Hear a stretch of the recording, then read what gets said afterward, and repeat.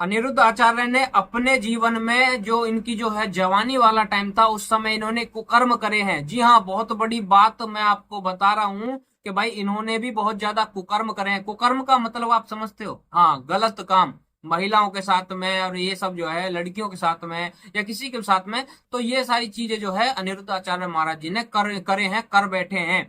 और ये बहुत बड़ा स्टेटमेंट है जो कि ये लड़की यहां पर दे रही है अनिरुद्ध आचार्य महाराज जी के लिए। बहुत बड़ा आरोप है। मैं आपको इसका वीडियो सुनाऊंगा और वीडियो सुनाने के बाद इस लड़की को बहुत अच्छे तरीके से जवाब भी दूंगा। सबसे पहले जितने मेरे भाई इस वीडियो को देख रहे हैं आगे तक देखना और अपनी राय पूरी वीडियो को सुनने के बाद जरूर देना। सुनिए वीडियो। ये कुकर्म मैं इनसे पूछना चाहती हूँ, क्या ये ऐसा कुकर्म अपने टाइम पे कर बैठे हैं? देखिए, बिल्कुल भी सही नहीं है। और मैं तो ये कहती हूँ कि मुंह से निकली हुई बात और बंदूक से निकली हुई गोली वापस नहीं जाती, और कहीं ना कहीं जो इनके मुंह से निकली हुई बात है वो लोगों के दिलों में घर कर गई है। अच्छा। ये कथावाचक या जो संत है, इस वक्त मेरे को समझ में नहीं आ रहा समाज को क्या हो गया है। ये एक तबका का लोग है जो उनको बहुत फॉलो करते हैं, और वो ये पहली बार नहीं हुआ है जो उन्होंने ऐसी कोई बयानबाजी करी है। ये पहले भी इन्होंने ऐसे बहुत महिलाओं के खिलाफ ही सिर्फ ऐसी कोई टिप्पणी करी है तो बहुत ज्यादा आहत करती है। अब मुझे हैरानी और चिंता की बात तो सिर्फ ये है कि ये ज्ञान लाते कहाँ से? अच्छा। ये इनके पास इंफॉर्मेशन आता कहाँ से? इन्होंने महिलाओं के लिए बहुत सारे, जैसे कभी किसी को चाइनीज माल कह देते हैं, कभी किसी को जैसे अब इन्होंने ऐसे बोला कि अगर कोई महिला किसी के साथ लिविंग में रहती है तो वो मतलब आपके चैनल में बोल भी नहीं सकती क्योंकि बच्चे भी सुनते हैं, तो वो महिलाओं को एक टैग दे देते हैं। अच्छा। क्या ये कुकर्म, मैं इनसे पूछना चाहती हूँ, क्या ये ऐसा कुकर्म अपने टाइम पे कर बैठे हैं? जितने डंके की चोट पे ये महिलाओं पे उंगली उठा रहे हैं, क्या इन्होंने ऐसी इन पे आप बीती है? जो आप बीती उस वक्त की, ये आज उभर उभर के निकल रही है। अच्छा। ये डेटा आता कहाँ से है? दूसरी बात मैं ये बोलना चाहती हूँ, संविधान ऊपर है या धर्म के ठेकेदार ऊपर है? अगर हमें संविधान ने इजाजत दी है कि हम लिव इन में रह सकते हैं, संविधान ने इजाजत दी, और जितना भी जो भी हमारे को जो रूल्स हैं, जैसे अगर मैं किसी से शादी करती हूँ तो जो भी मेरे पास लीगलिटीज है वो लिव इन में भी है। अगर लीगल लिव इन में रह करके किसी का बच्चा हो जाता है तो वो उतने ही उसको लीगलिटीज की जो मिलेगा अपने फादर के उससे वो as and he is liable, वो ले सकता है, वो कोर्ट में जा सकता है। तो अब एक लिव इन एक ऐसी चीज है, लेकिन मुझे लगता है आज के समय पर जब लोगों ने इतना परिवर्तन कर लिया है, हर चीज को बदल दिया है, पहले बैलगाड़ी में घूमते थे आज गाड़ी में घूम रहे हैं, पहले मटके का पानी पीते थे आज फ्रिज का पानी पीते हैं, और इतना ज्यादा परिवर्तन कर दिया है, पर सोच में अभी भी इतने पिछड़े जमाने की सोच लेकर के चल रहे हैं। आप देखिए आज के डेट में, ये बोलना बहुत आसान है यहाँ पे टीवी पे बैठना या अपने प्रवचनों में, लेकिन आज अगर इनको ये सच्ची में महिलाओं या किसी अगर अपने संगत की फिक्र करते तो ये फैमिली कोर्ट जाकर के देखिए, वहां पे कितनी महिलाएं या कितने पुरुष फैमिली कोर्ट में झुलझ रहे हैं। आप शादी कर देते अरेंज मैरिज। दुनिया भर की बातें इस लड़की ने यहाँ पर बोल दी हैं कि भाई सर्टिफिकेट दे रहे हो, तुम्हें कैसे पता है संविधान ज्यादा इंपॉर्टेंट है या फिर ये धर्म के ठेकेदार ज्यादा इंपॉर्टेंट है? आप जो है क्या ऐसा करके बैठे हुए हो? दुनिया भर की बात इसने बोल दी और जातिवाद भी इसने घुसेड़ दिया। मैं पूछना चाहता हूँ, और जो लास्ट में इसने बात बोली है कि भाई अगर आप इतना ही जो है महिलाओं के प्रति संवेदनाएं रखते हैं तो फैमिली कोर्ट के बाहर जाकर के देखिए कितनी जो है प्रताड़ना हो रही है।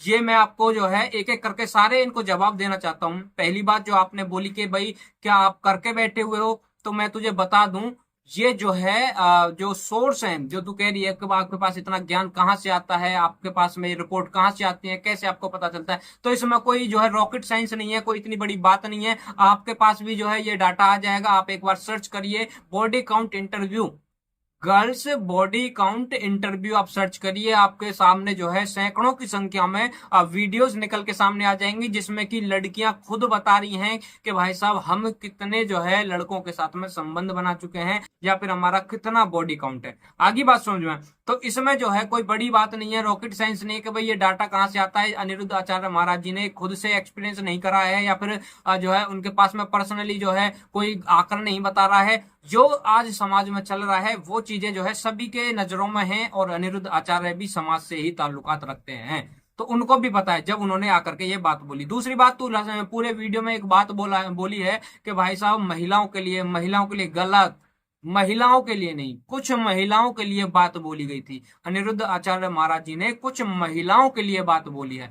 आगे बात समझ में। और तूने एक बात करी है कि भाई जो है संविधान ज्यादा इंपॉर्टेंट है या धर्म के ठेकेदार ज्यादा इंपॉर्टेंट है। तो मैं तुझे बता दूं, अनिरुद्ध आचार्य महाराज जी किसी के लिव इन रिलेशनशिप के अंदर घुस करके उनके बीच में जा करके उनको अलग नहीं कर रहे हैं। अगर कहीं पर जो है कोई कपल जो है लिव इन में रह रहा है तो वो उनके घर पर जा करके ये नहीं बोल रहे हैं कि आप जा करके मतलब आप जो है अलग अलग रहिए, जबरदस्ती नहीं कर रहे हैं। जो हमारी देश की एक सभ्यता है, संस्कृति है, उसको जो है ये प्रमोट करना चाहते हैं, आगे बढ़ाना चाहते हैं, और जो कि बिल्कुल जायज है। अगर आज की डेट में आपकी माता जी अगर होंगी तो उनसे पूछना क्या आप कभी लिव इन में रही थी? मुझे नहीं लगता वो कभी लिव इन में रही होंगी। अगर वो लिव इन में रही होती तो भाई साहब कहीं ना कहीं हो सकता है बहन जी आप भी आज यहाँ नहीं होती।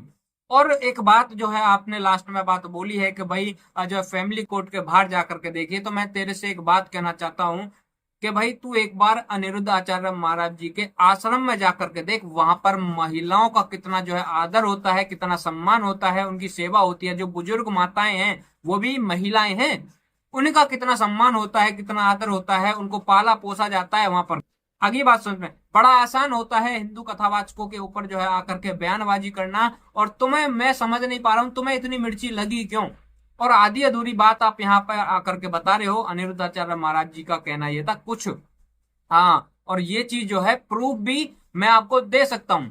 आप खुद भी इस चीज को जाकर के चेक कर सकते हो और आप खुद को आपको पता भी है। लेकिन क्या करें, गंदी राजनीति जो करनी है, जो फेमस होने का कीड़ा है वो सच्चाई को बाहर आने नहीं देता।